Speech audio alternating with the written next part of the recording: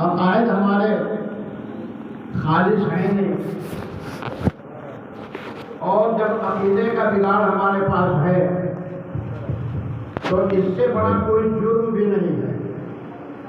اللہ تعالیٰ پہاڑ جیسی گناہوں کو معاف کر دیں گے، لیکن عقیدے کی بگاڑ کی بنیاد پر جو گناہیں ہم شرک کرتے ہیں، وہ شرکیات کو اللہ کسی حال میں معاف نہیں کریں گے۔ اللہ نے قرآن میں کہا ان اللہ لا یغفر ان یشرک بہ ویغفر ما دون ذلک لمن یشاء۔ تو اس سے ہمیں پہلے تو معاشرے کے اندر جو عقیدے کی بگاڑ ہے، وہ عقیدے کی بگاڑ کو درست کرنے کے لیے تو ہمیں عقیدہ اور مسائل دونوں چیزیں ہمیں چاہیے۔ اس کے لیے مدارس ہی کافی نہیں ہے۔ مدارس کا کھولنا یہ مستحب ہے، لیکن مکاتب کا قیام گاؤں گاؤں گلی گلی یہ فرض ہے۔ اللہ کے رسول نے ارشاد فرمایا کہ طلب العلم فریضۃ علی کل مسلم، دوسری روایت میں مسلمۃ، یعنی یہ فرض عین اس کو سمجھ کر انسان جس طرح نماز فرض عین ہے، روزہ فرض عین ہے، زکوٰۃ فرض عین ہے، اسی طرح سے ہم کو یہ چیز فرض عین سمجھ کر ہر گھر میں ہر گاؤں میں ہمیں مکاتب کھولنے کی ضرورت ہے۔ ہمیں ایک لفظ یہ استعمال کرتے ہیں کہ دیکھو جب انسان امامت کرتا ہے تو قوم ہماری اتنی اس طرح ہے، کچھ لوگ تو بڑی اچھی نگاہ سے دیکھتے ہیں، لیکن کچھ لوگ تحقیر کی نظر سے دیکھتے ہیں، اور ہم اس سے یہ اثر لے لیتے ہیں کہ ہماری کوئی قیمت نہیں، ہماری کوئی قیمت نہیں۔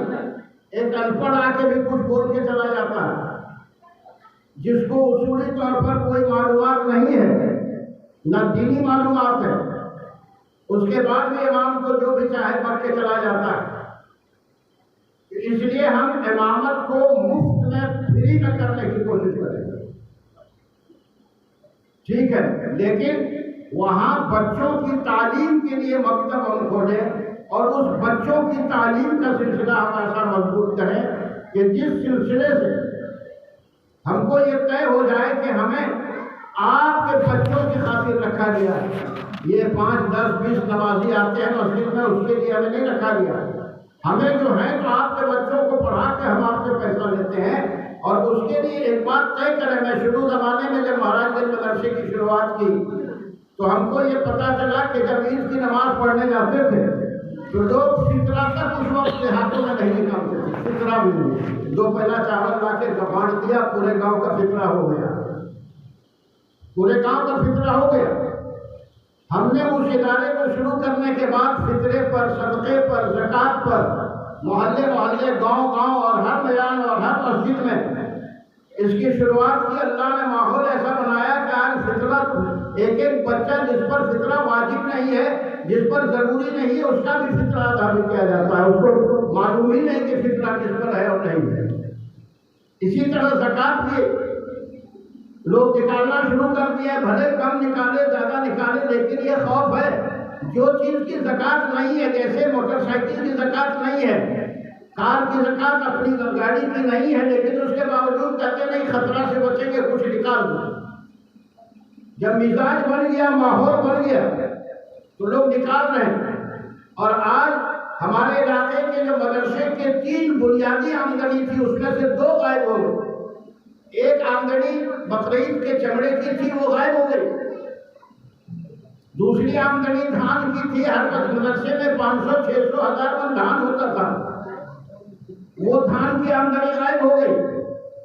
باوجود اس کے اللہ تبارک تعالیٰ مدارس کو چلا رہے ہیں اور اچھی طرح سے اعلیٰ طریقے سے چلا رہے ہیں، اور یہ اللہ نے اس نظام کو کھول دیا اور نظام کھول کے آگے بڑھا۔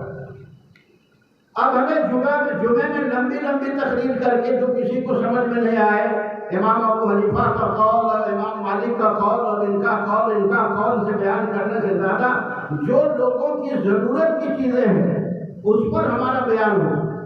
اللہ کے رسول نے بھی ارشاد فرمایا ہے کہ لوگوں کو ایسی بات کہو کہ اس کے بعد سمجھ میں آئے اور وہ کام اس سے ہو جائے۔ اسی لیے ہم لکھنؤ اور جو ہے کہ لکھنؤ والے اردو بھی نہ بول رہے ہیں. لکھنؤ کی اردو ہم بول جاتے ہیں، ہم کو کچھ سمجھ میں لوگوں کو نہیں آتا ہے کہ کیا بولا اور کیا نہیں بولا. تو یہ ہم علماء سے یہ بات کہیں گے کہ آپ اپنے جمعے کے خطبے میں مکاتب پر زیادہ زور دینے کی کوشش کریں، اور 5 بچے بھی اگر آپ کے پاس ہے تو ان کو بھی گاؤں سے بلا کر 5 بچے سے شروعات کرا دیں. اور حضرت کی جو تعلیم ہے، جو بچے کمزور ہیں ان بچوں کے لیے حضرت کا یہ سارا مشن ہے، اور اس مشن میں جو بچے کمزور ہیں وہ بچے بھی آسانی سے قرآن پڑھیں گے. اور وہ قرآن جو میں کسی کی برائی نہیں کر رہا ہوں، اتنا میں کہنا چاہتا ہوں کہ ہمارے دھنباد ضلع میں قرآن پر کوئی فوکس نہیں ہے. ہم قاری تلاش کرتے ہیں تو ہر جگہ یہ قاری صاحب، یہ مدرسے میں یہ قاری صاحب، یہ قاری صاحب، یہ قاری صاحب، لیکن مستند قاری نہیں، تجوید پڑھا ہوا قاری نہیں ہے. اب وہ جب ہم مستند قاری تلاش کرتے ہیں تو ایک آدھ ہوگا تو ہوگا، نہیں تو نہیں. تو اس لیے قرآن کو صحیح پڑھنے کے لیے پہلے تو بچوں سے ہم خود شروع کریں کہ ہم صحیح پڑھیں، اور اس کے بعد بچے بھی صحیح پڑھیں. قرآن پر محنت یہ سب سے بڑی دولت ہمارے پاس ہے. اور اسی لیے اللہ کے رسول نے ارشاد فرمایا، جو حدیث آپ کے سامنے میں نے پڑھی، خیرکم من تعلم القرآن وعلمہ. تو خیرکم من تعلم القرآن وعلمہ سے ہمیں یہ ہے کہ قرآن کی تعلیم ہماری صحیح ہو جائے، جو بچوں کو ہم پڑھائیں. اس لیے کہ مولانا تھانوی رحمۃ اللہ علیہ نے لکھا ہے کہ اگر آپ نے غلط قرآن پڑھا دیا یا بنا تلفظ کا قرآن پڑھا دیا تو یاد رکھیے کہ آپ نے اس پر ظلم کیا ہے، اس پر ظلم کیا ہے. اس سے بہتر ہے نہ پڑھانا، اس لیے کہ بڑا ہو کر اس کی زبان پھر نہیں بدلے گی. وہ جیسا قرآن پڑھتا ہے ویسا پڑھتا جائے. دارالعلوم سے آنے کے بعد ایک جگہ مجھے مغرب کی نماز میں ایک امام کے پیچھے نماز پڑھنا پڑا. تو میں نماز جب اس کے پیچھے پڑھا تو بولا نبلغن نکم کو اتنا کھینچ کے پڑھا. وہ قرأت کرنے میں بہت پرانے لوگ ماہر ہوا کرتے تھے. تو بولا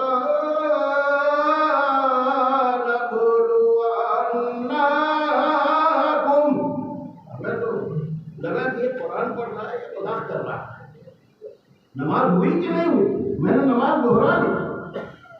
لیکن وہ بیچارے پرانے آدمی تھے، وہ پرانے آدمی قرأت تو لمبی کھینچ رہا تھا لیکن قرآن صحیح پڑھ رہا تھا یا نہیں پڑھ رہا تھا اس کا کوئی ٹھکانا نہیں تھا. تو یہ حقیقت ہے کہ آج بھی ابھی جو قرآن پڑھی جا رہی ہے اس میں چند لوگ چھوڑ کر پرانے پڑھے ہوئے علماء سے بھی ابھی قرآن درست نہیں ہوا ہے. یہ میرا چیلنج ہے. تو اس لیے میں آپ سے گزارش کروں گا کہ قرآن پر محنت کرنی ہے، اور ہر مدارس میں اور مکاتب میں جو نازلہ درجے کے بچے، وہ نازلہ درجے کے بچوں پر اچھے عالم، محنتی عالم، اور وہ عالم جو حضرت مولانا عمران الحق صاحب ہردوئی رحمۃ اللہ علیہ، وہ کتاب جس کی اب علماء شرح پہ لکھ رہے ہیں. اب بتائیے، ہم لوگ کبھی سوچے تھے کہ نورانی خطا کے بھی شرح ہوگا؟ شرح بھی لکھ رہے ہیں کہ یہ کس طرح پڑھائی جائے اور کیسی پڑھائی جائے، اور شرح اس کی لکھی جا رہی ہے. حضرت جو بتا رہے ہیں یہ کتاب ہے مستقل، وہ کتاب ہے جس کتاب پر آپ کا یہ درست ہوگا کیسے ہوگا، تو اس کو پھر آسانی سے ہم کیسے اس کو پڑھا لیں گے. کوئی بڑی بات نہیں، جتنا ہم ہجے کر کے پڑھاتے ہیں اور یہ وہ کر کے پڑھاتے ہیں اس سے آسان طریقہ ہے. یہ تو ہجے پر بالکل بیٹھ لگا رہتے ہیں، ہجے کرنا نہیں. تو کہنے کا میرا مطلب یہ ہے کہ 2 باتیں. پہلے تو یہ ہے کہ اللہ کا اس عذاب کو روکنے کے لیے ہمیں عقیدے کی بگاڑ جو ہمارے پاس ہے اس کو صحیح کریں.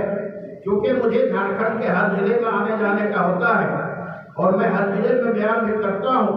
ہم کو ایسا لگتا ہے کہ عورتوں میں 90% ہمارے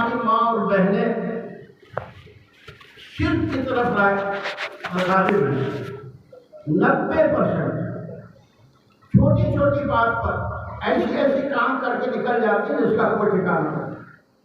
بچہ پیدا ہوا اس میں بھی یہ کام کر جاتے ہیں, گھر میں شادی بیاہ ہوئی اس میں بھی کر جاتے ہیں. بچہ پیدا ہوا گاؤں دیہات میں, ایک ہسوا اس کا کھٹیا میں ڈال کے رکھ دیا. کیوں ڈالا؟ حفاظت کرے گا بچوں کا, بچے کی ماں کیا عقیدہ ہے؟ لوہا حفاظت کرے گا, ہسوا سمجھ آتا. تو لوہا حفاظت کی گارنٹی اس کے عقیدے میں ہے. اللہ محافظ نہیں ہے, اللہ حفاظت نہیں کرے. جس نے ماں کے پیٹ میں حفاظت کیا, جس نے آپ کا اور سب کی حفاظت کی, اس اللہ پر سے ہمارا عقیدہ ہٹ گیا. کتنی بڑی برائی ہے بتانا کہ ایک مثال میں دیا, وقت نہیں میں لمبا میں اپنے پاس کیا. دوسری بات ہے کہ معاشرے کے اندر ہمیں مسائل کا جاننا ہے. ابھی میرے گاؤں کا ایک مسئلہ ہے. ایک آدمی نے کہا بھائی فجر کے اذان کے بعد آپ یہ جو نوافل پڑھتے ہیں یہ جائز نہیں ہے. لوگوں کو تشویش ہوئی, اور تشویش جب ہوئی تو اس میں بات آنے لگی کہ نفل کو منع کرا. اور بیچارہ جماعتی آدمی تھا, نفل پڑھتا تھا. تو نماز جماعت میں سکھائی جاتی ہے, لیکن کب پڑھنا ہے نہیں پڑھنا ہے. اس میں دارالعلوم دیوبند کا فتویٰ آ گیا کہ دارالعلوم دیوبند کا فتویٰ آ گیا کہ نہیں, صبح شادی کے بعد ہی نہیں پڑھنی, صرف 2 رکعت سنت 2 رکعت فرض. اس کے بعد کوئی بھی نفل آپ پڑھیں گے تو سورج نکلنے کے 20 منٹ بعد پڑھیں گے. صبح صادق سے لے کر ابھی کے بیچ میں سوائے یہ 4 رکعت کے کوئی نماز نہیں پڑھیں. تو مسائل نہیں معلوم ہے تو وہ بھی ہم کر سکتے ہیں. تو اس لیے میں آپ سے گزارش کرتا ہوں کہ مسائل اور کیا کہتے ہیں کہ عقیدہ, یہ 2 چیز کی جانکاری مکتب میں ہم اپنے بچے اور بچیوں کو دیں گے تو انشاءاللہ. تیسرا, ارتداد کا زور آپ دیکھ رہے ہیں کیا ہے, خاص کر اسکول کالج میں پڑھنے والے بچے بچیاں, کیونکہ اس کو علم دین معلوم نہیں ہے, عقیدے معلوم نہیں ہے, وہ مرتد ہوتے جا رہے ہیں. اتنا ارتداد بڑھ رہا ہے کہ آج ہمارے اکابرین ارشاد فرماتے ہیں کہ 9 لاکھ بچیاں اسکول سے اور کالج کی پڑھنے والی وہ بچیاں مرتد ہو گئی, غیر مسلموں کے ساتھ چلی گئی. یہ کوئی چھوٹا المیہ نہیں ہے, چھوٹا المیہ نہیں ہے. اسی لیے ہمیں ان علماء کو بہت اس پر زور دینا ہوگا کہ جو بچے بچیاں اپنے کالج میں اپنے لوگ پڑھاتے ہیں ان کے گارجین پر دھیان دینا ہوگا کہ آپ پڑھانے کے لیے آپ جو اپنے بچے بچیوں کو بھیجتے ہیں اس کی کبھی نگرانی بھی آپ نے کی. اس کے بعد یہ ٹچ موبائل اس کو اور نقصان کرتا ہے, بہر پہ حضرت کا ٹائم برباد نہیں کرنا. ہمیں یہ چند باتیں اس لیے میں نے آپ سے کہہ دیا کہ چونکہ ہم نے اپنے جو دعوت نامے میں لکھا تھا کہ وقت کا جو حالات کے مد نظر کچھ بات کرنی ہے, تو یہ جو چند باتیں اگر یہ کام ہم درست کر لیں گے تو اللہ نے کہا بنا کا سبق ہے الناس, یہ تمہارے ہاتھوں کی کمائی ہے. اگر ہم نے اس پر محنت نہیں کیا تو اللہ کا عذاب ہے جو آج ہمارے اوپر یہ سارا ظلم ہو رہا ہے. اور اس اللہ کے عذاب ہمیں اس وقت مسجد میں آنے والے کے لیے تبلیغی جماعت مکمل طور پر محنت کر رہی ہے. آپ کو عقیدہ اور آپ کو ارتداد پر محنت کرنی ہے کہ آپ کا عقیدہ معاشرے کی صحیح ہو جائے اور آدمی مرتد ہونے سے بچ جائے, ارتداد سے بچ جائے. شہروں میں خاص کر ہمارے شہر کے حضرات کی تشریف لائے ہیں, ان لوگوں کو زیادہ